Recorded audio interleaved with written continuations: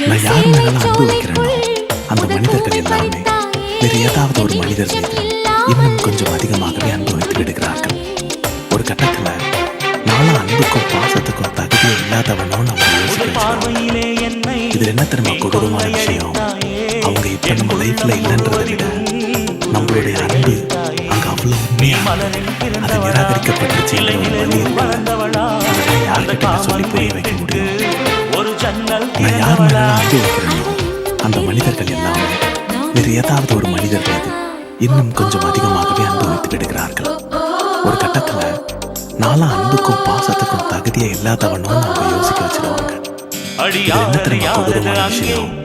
அவங்க இப்ப நம்ம லைஃப்ல இல்லைன்றதை விட நம்மளுடைய அன்பு அங்க அவ்வளவு உண்மையா இருந்தது அது நிராகரிக்கப்பட்டுச்சு என்ற ஒரு வழி இருக்குல்ல, அதெல்லாம் யார்கிட்டங்க சொல்லி புரிய வைக்க முடியும்? நான் யார் மேலாம் அன்பு